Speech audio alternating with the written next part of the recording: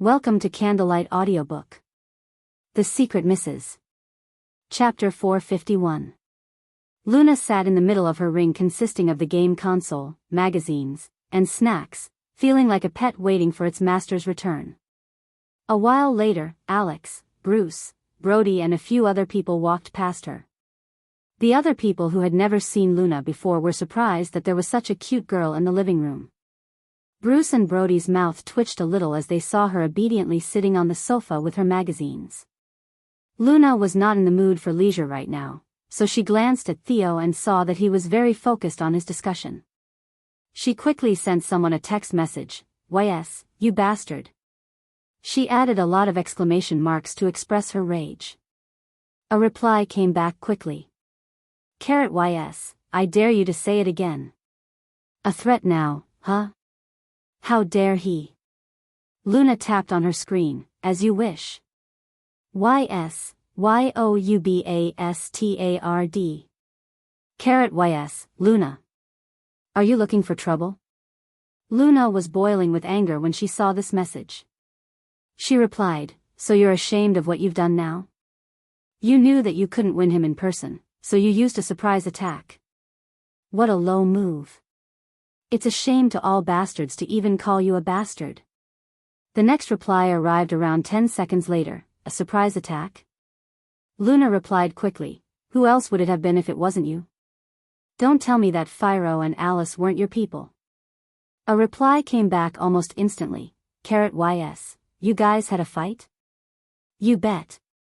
If it hadn't been for my wits and courage, would have died. And don't you try to change the topic, that isn't the main point. YS, my dear, of course, it's the main point. At the same time, in an underground bar in Las Vegas. Under dazzling lights and loud music booming, drunk people were dancing their night away in the dance pool. A handsome blonde-haired, blue-eyed man sat under the giant crystal disco ball in the middle of a luxurious booth, with a glimmer of evil emanating from his eyes. A large crowd of hot, skimpily dressed girls surrounded him and drank happily. It was a sumptuous feast indeed. A black-haired Asian man sat near him, alone on a big sofa. He wore gold-framed glasses, had a pair of blue earphones on and was working on his laptop in front of him. He gave people the impression that he wanted no one near him. No matter how things got crazy in the bar, everyone avoided him. It formed a sharp contrast compared to the blonde Italian man's table. A while later, the black-haired man nodded respectfully at the laptop, then walked up to the Italian man, and said with a calm tone, "Mr. Augustine, did Fyro act under your orders?" The blue-eyed Italian man with blonde hair looked up drunkenly, Fyro, oh yes, those were my orders." "What's wrong, my dear buddy?" The black-haired man said matter-of-factly, "You've gone against someone that you shouldn't have." "Someone that I shouldn't go against?" the man asked, still confused. However, it looked like something dawned on him and he had realized something. "You mean that woman?" Chapter 452. The Italian man said innocently with both his hands wide open, "My dear buddy, you can't blame me for this. My target was Theo. She went there on her own and then killed everyone and even captured Alice. She destroyed my plans." The Italian man had a steely look. Even the hot girls who were dancing around him earlier were now afraid of him. The black-haired man seemed not to notice and continued to speak without any expression, "Mr. Augustine, you've breached our agreement." The Italian man staggered up as he smiled and wanted to pat his shoulder. "Hey buddy, relax. I'm just trying help since I saw that Satan wasn't doing anything yet." The black-haired man dodged Augustine's pat before he could touch him. With a poker face, he said, "Mr. Augustine, I regret to tell you this, but due to your unauthorized actions, I'm afraid that our alliance ends today." The Italian man was shocked and his expression darkened. In a deep tone, he said, "Do you know what are you talking about? Who gave you such instructions to end our alliance?" "Satan." The Italian man pushed away a pretty lady and stormed in front of the Asian man with a spooky face. "Have him talk to me personally." "Who are you to tell me this anyway?" The next second, the black-haired man turned the laptop screen towards the Italian man's direction. On the screen was the silhouette of a man sitting on a wide couch in a dimly lit house, his face and his pair of long legs barely made out in the dark. Satan, are you really ending our alliance? Just for a woman, the Italian man released all his rage towards the screen, like an enraged lion. In contrast with the angry Italian man, the man on the screen sounded as if he had just woken up. He spoke lazily, just for a woman. You're messing with me. The Italian man kicked a table nearby, his handsome face turning ferocious. You better think about the consequences of ending our alliance. The man on the screen smiled lightly. Consequences? Trevor, tell Augustine the consequences. Yes. The black-haired man nodded and then turned towards the Italian man, declaring in his cold, robotic-like tone, from this moment onwards, all the trading between us will be stopped immediately. Augustine immediately sobered up after hearing what Trevor said. His eyes turned red and he looked terrifying.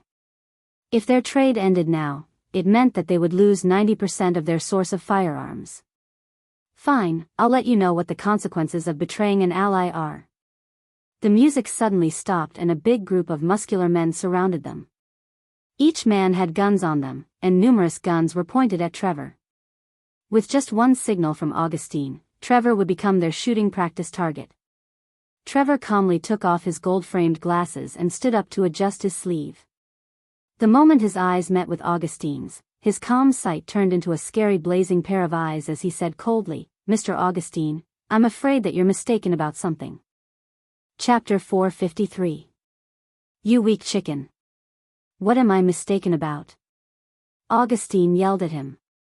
A delighted laughter came through from the other side of the screen. Huh, what an interesting nickname for him. I hope you'll have fun tonight, Trevor. The screen went black after he finished his sentence.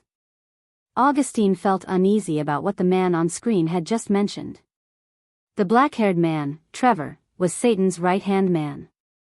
He was the person responsible for the organization's core accounts and was extremely sensitive to numbers. He required protection as he could not do anything on his own. Augustine had such a weakling on his turf now. What danger could there be? Even though he had never seen Trevor in action before, it did not mean that he was not skilled, did it? Even if he was skilled, there were so many guns aimed at him right now. What could he do?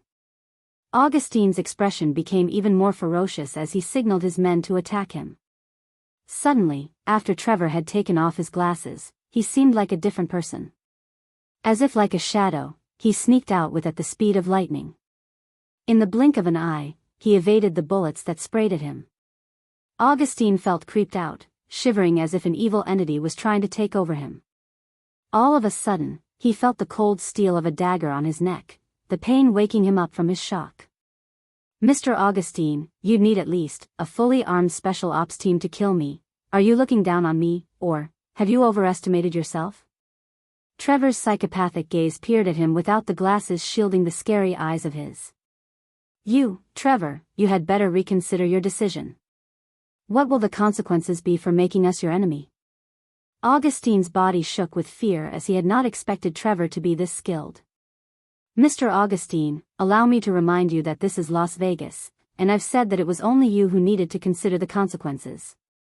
As Trevor finished his line, his dagger flashed and Augustine screamed. His ear was cut off. Blood spilt everywhere on the ground. Trevor licked his lips, enjoying the metallic taste of blood. You should thank God that my junior was not hurt and that your trashy henchmen were dead, if not. Before Augustine had the chance to say anything, a group of men in black suits rushed into the bar and killed Augustine's men with guns. All of Augustine's men were dead in just a few moments. Augustine fell into complete despair.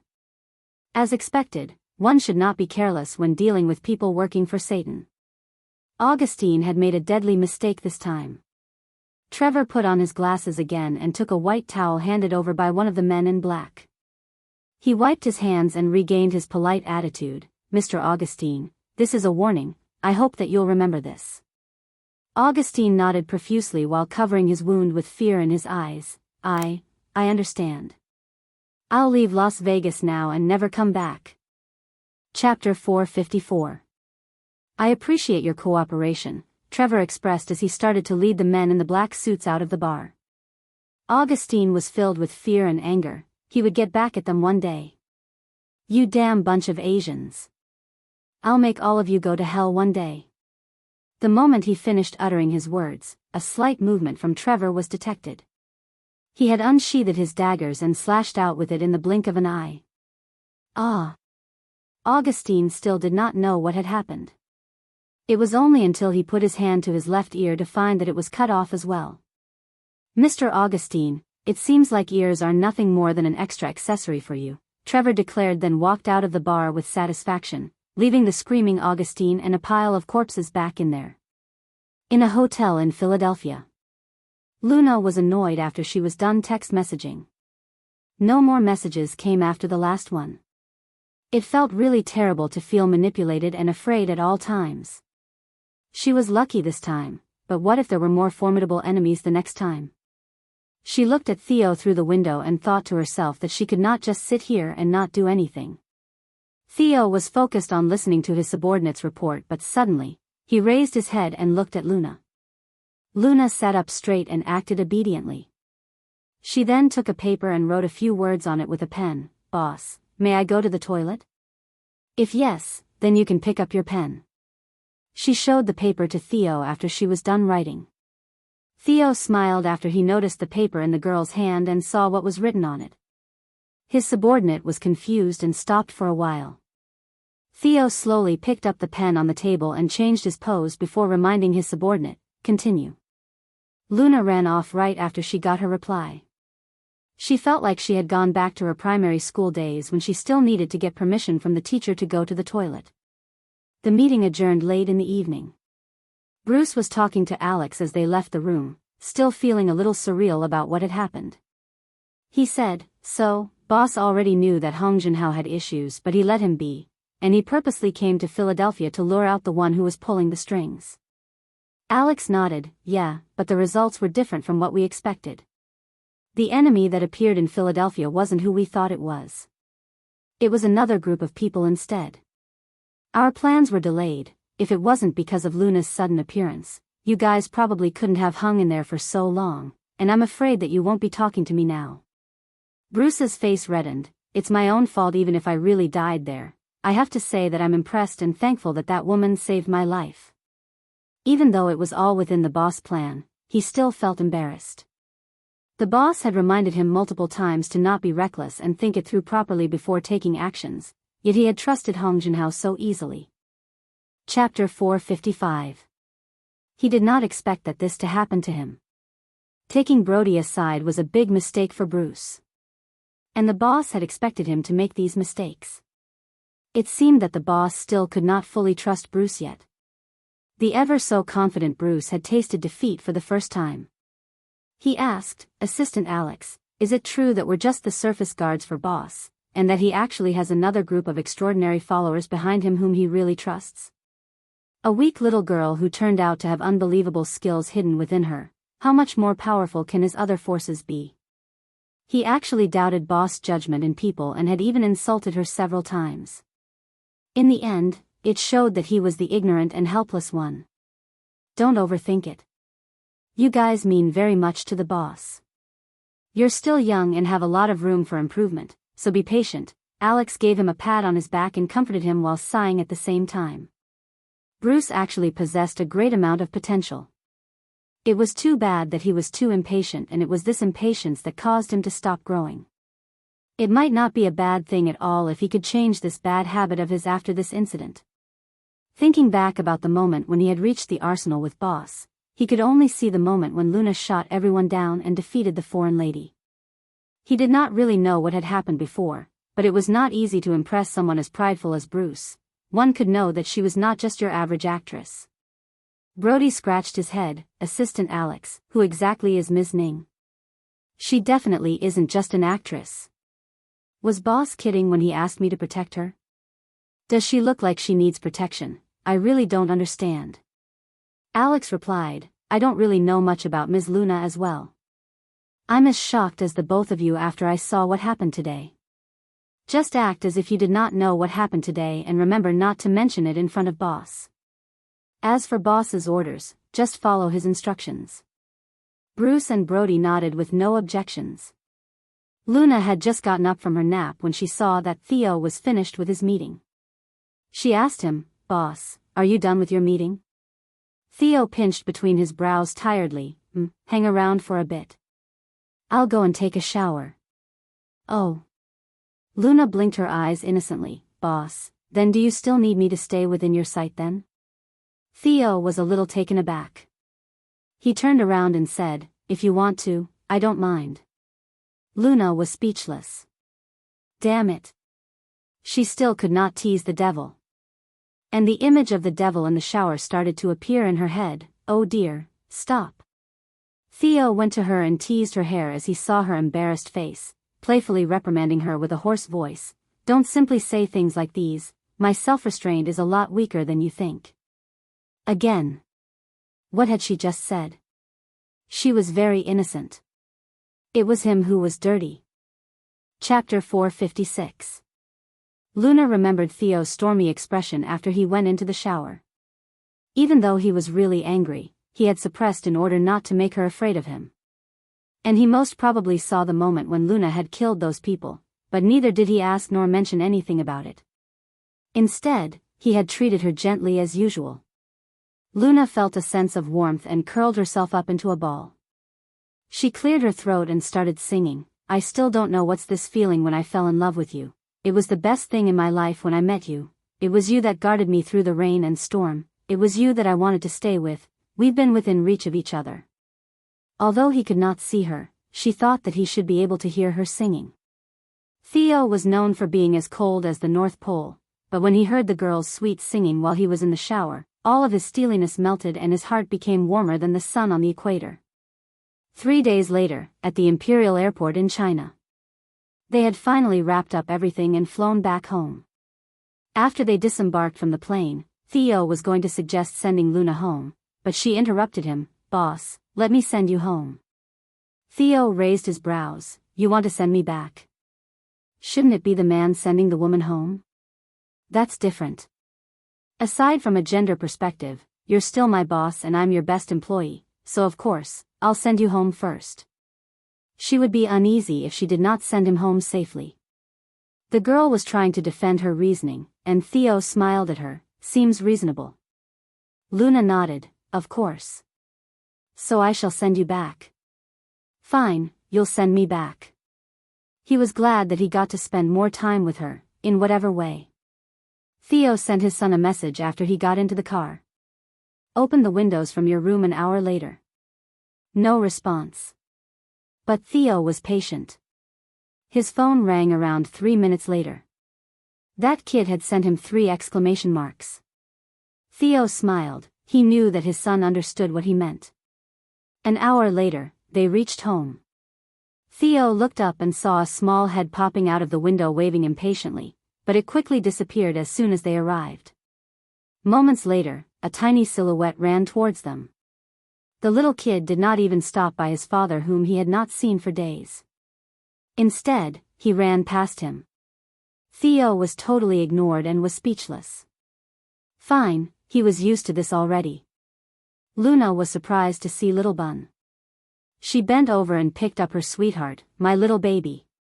As she picked Little Treasure up, she felt as if she had returned to humanity after coming from a world of bloodshed. He was so soft that she did not want to let go. Little Bun melted right into Auntie Luna's arms like a boat docking home, like a bird flying back to its nest, and he felt satisfied, happy, and safe. As Luna hugged Little Bun happily, she noticed Theo standing alone. She patted Little Bun's shoulder and spoke gently. "Little Treasure, don't you miss your father? You haven't seen him for days." Little Bun looked at Theo and thought about it. Chapter 457. Whether he missed him or not, that was the question. He was in front of Auntie Luna, so he should just speak the truth.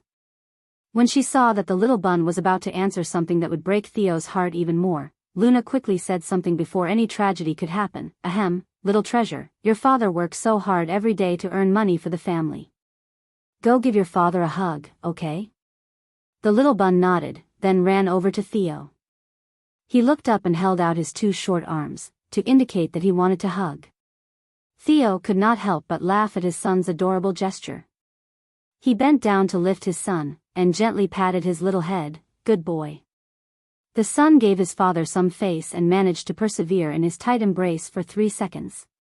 By the 4th second, he expectantly turned to look at Luna's direction and held out his arms, indicating that he wanted Auntie Luna to hug him now.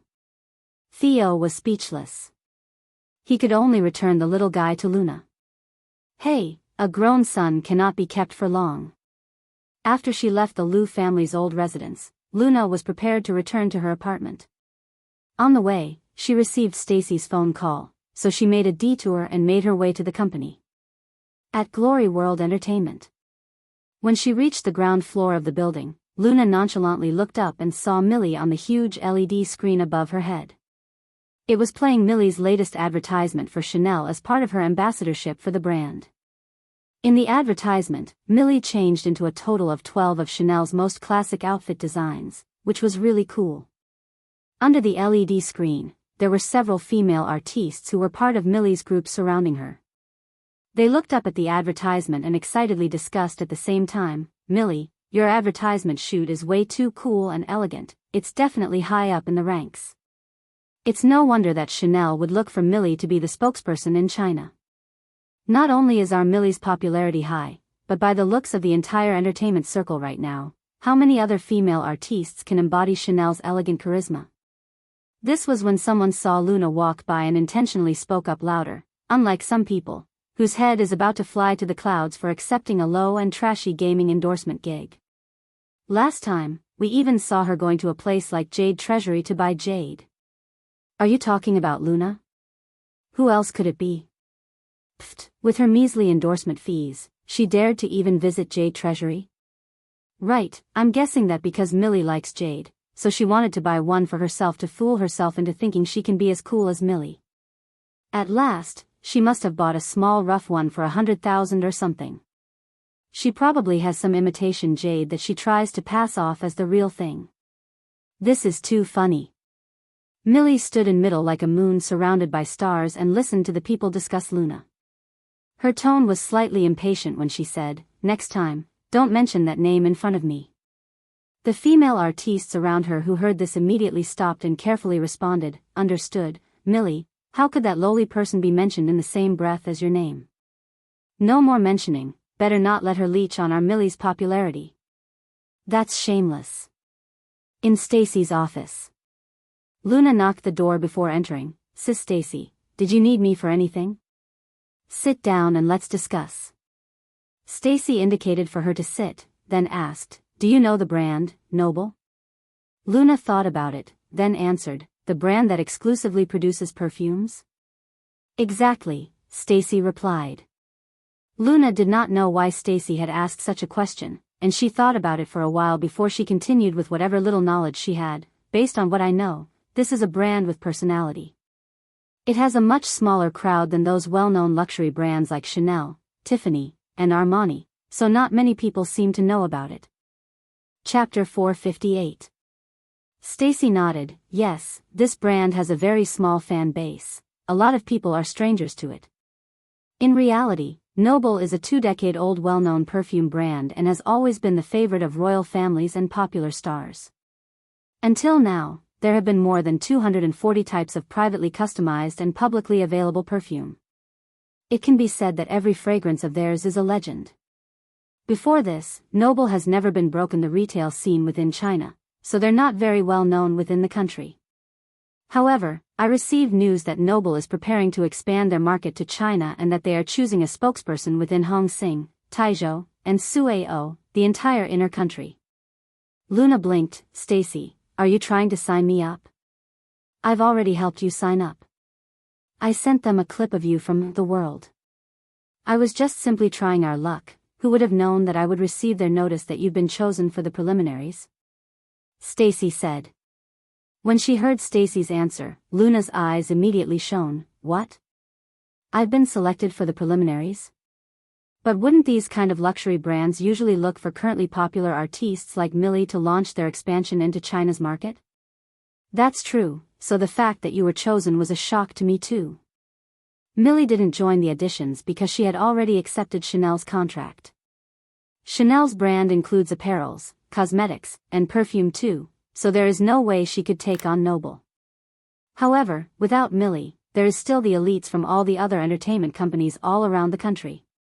They are practically all A-list and super A-list stars, and the pressure is on for you. So, even though this is a rare opportunity, you don't have to be nervous. This has been a surprise, after all. If you could get the stint, that's awesome, but even if you don't, it's alright, Stacy consoled. Even though she had managed to get into the preliminaries, she did not have too much hope and she just wanted to let Luna have more exposure. For such a high-end brand, even if she only managed to enter the preliminaries, it was already considered good exposure for a small rookie like Luna. I know, Stacy, I will remain neutral and just go for the experience. Luna humbly said. In reality, she was beyond ambitious in her heart. Even if it was a situation that was not really on her side, anything was possible until the very last second. Right, Stacy, I wonder what the theme for this perfume's endorsement is? Luna asked. Only one word, Noble. You have 3 days to prepare.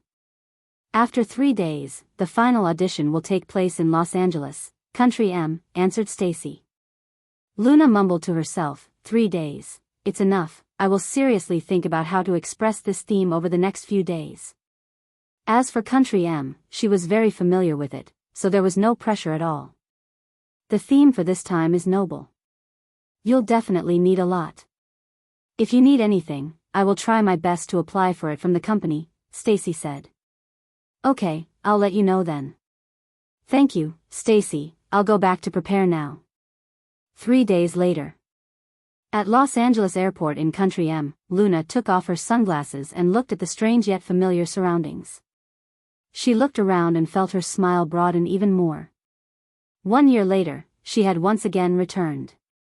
1 year ago, she was still loitering around with no proper home. 1 year later, her dream had started to take off. This time, even though Stacy did not hold too much hope, she still personally accompanied her over. Expectedly, the venue would be full of the big shots around the region and she was worried that Luna would not be able to handle it. Luna, do you really not need anything at all? Stacy asked again worriedly. Luna determinedly nodded, I don't need anything. What I need are very simple things and I've prepared them myself. Chapter 459. The next morning. In Noble's company building, they took the lift to the highest floor and walked past many glass displays of various classic perfume fragrances to reach the audition venue. Luna followed behind Stacy. As soon as she stepped in, she was blinded by what she saw. The place was filled with superstars, each of them well known in the industry, and there were only a few slightly newer rookies. In fact, to suit today's Noble theme, everyone was dressed in very shiny, attractive outfits. Most of the people knew one another and they were all courteously having small talk and networking. The rookies, on the other hand, utilized time by brown-nosing some superstars. It was very lively inside indeed. The moment Luna appeared at the door, everyone was stunned. The entire waiting room was in pin-drop silence. Of course, there was no way a newbie like Luna would be so famous as to shock everyone with her presence. It was actually because Luna's outfit was entirely unexpected as compared to the glamorous outfits and heavy accessories those popular artistes were wearing. To say it was crazy would not be the right term. Luna had on a nude makeup look and wore a dress colored in what seemed like a dirty soil palette, with slightly old, brown leather shoes. She did not have any accessories on her and she did not even do anything to her hair, her slightly messy hair simply flowing down her back. Everyone looked at her oddly. Because the place was filled with mostly big brands, they spoke without constraint. They did not bother lowering their voices when they started to directly discuss Luna in front of her. Who's this? Why is she dressed like a beggar? Has she lost her way? I don't think so. Didn't you see that she's someone brought by Stacy? Even though these people did not know Luna, Stacy, who was known as the manager that brought Eva into the industry, was still well known by all. When they saw Stacy, everyone revealed a look of disbelief, awe. I remember now. This girl who's dressed shabbily must be that rookie that Stacy has just started managing. Even if Eva left, Stacy's experience was still valid. Surely she would not go to the extent of bringing someone like this? Is Glory World Entertainment poor to this extent? Without even a good stylist? How could Glory World Entertainment be poor? It's only because they don't value her. Eva retired for a man. Stacy can't avoid this responsibility, can she? She can't even manage the artistes under her well. I heard that she was kept in the dark. As her manager, it was only when Eva publicly announced the news on Weibo did she find out. It looks like Stacy's capabilities are limited. Glory World's best manager is still Chloe. This was when Starlight Entertainment's A-list female star walked to Stacy with what seemed like concern, when underneath she clearly had the motive to insult. Stacy, have you brought your artiste over to audition? Stacy nodded slightly. I just casually helped her sign up and unexpectedly made it to the preliminaries. I've brought her to gain some experience. Her words were put in a courteous and humble way, but she did not stoop too low. To be called back from the pool of popular artistes in the entire country was already exemplifying her potential. The Starlight artiste looked regretful as she evaluated Luna behind her. She shook her head and said, Stacy, I don't want to say anything, but even if you were planning to just accompany her, you can't just give up on yourself like that. Or was it because, since Eva left, you've dropped your standards to this extent? If that is so, you shouldn't stay at Glory World to be a manager, come be my assistant instead. Even though the salary is not much, it's better than you trying to manage this unpromising rookie. Chapter 460. Starlight and Glory World had always been rivals, and the female artiste who had spoken was called Helen. There were many times that she lost the Best Actress title to Eva. It was a rare opportunity to see Stacy in this lowly state, so naturally, she would not let go of this great chance to ridicule her. When they saw both sides fighting one another, everyone else looked on, anticipating for drama to happen. Some even intentionally joked, speaking of which, I so happen to be lacking of an assistant too. I wonder if Stacy would be interested? Helen looked delighted. Who knew that Stacy was this popular? Wait till this rookie doesn't make it, then she won't have to worry about not having a backup plan. As Luna watched Stacy get attacked by the big names of the industry, her eyes flashed with disgust. She remembered Stacy's reminder clearly that no matter what happened, if she could help herself, she should try not to speak. She found a quiet corner to sit down in, closed her eyes to avoid being disturbed by the external world, and focused on preparing her emotions to get into character. Not too long after, the auditions began. Luna picked a pretty good cue number. There were 30 people in total, and she landed right in the middle with number 15. Helen got number 14, and she looked at Luna's number card and sighed as she shook her head. Pfft, such a good number, what a waste. Very quickly, the first candidate went in for her audition. The first candidate's potential was already scary enough. Even though her family background and academic qualifications were not too high, and she did not come from a family of actors, she had relied on her own potential to win the award of Best Actress. When they saw that Hope was the first, many female artistes who auditioned looked nervous. Helen, on the other hand, looked nonchalant as she dismissed, it was just a primary school farmer girl, how could she understand the meaning of nobility? Even though Helen did not have any especially attractive titles, apart from being very popular, her biggest advantage was her bountiful family background. Her father was a senior official, while her mother was a famous figure within the fashion industry. She had received an aristocrat education since she was young, and was well versed in piano, chess, drawing, and more. Among all of the stars present, there might have been people more popular than her, but almost no one could compare to her familial advantage. Just from Helen's looks, even nobles' endorsement fees might not be able to afford her. No wonder she was so confident. In under a minute, Hope made her exit. Her manager immediately went up to ask her how it was, and Hope looked gloomy as she shook her head. The manager was slightly disappointed but still consoled her. Helen looked on with her arms crossed as if she had expected this. Pfft, I knew it, you're just a village nobody. How could you be noble? Apart from Helen, there were several other female artistes with good family backgrounds who obviously looked down on Hope as well, and they all looked on insultingly at her. With the ridicule and insults coming from the crowd for overestimating herself, Hope could not handle it and burst out of the door. Even though she had fought for the title of being one of the best actresses, she still could not shake off the influence her family background and education qualifications had on her. In the corner, Luna opened her eyes and saw Hope's shadow leaving. Her eyes flashed with regret. It was too bad for Hope. Based on her acting skills and popularity, this endorsement should have been a piece of cake. The second one who auditioned was an artiste with a very rich tycoon father in the coal industry, who put in a lot of money to the entertainment industry for her. However, she came out within a minute. The parents of the third artiste were from the entertainment industry. She was a hard worker as well, the classic type of actress with potential. She managed to persevere for 3 minutes, and yet still failed in the end.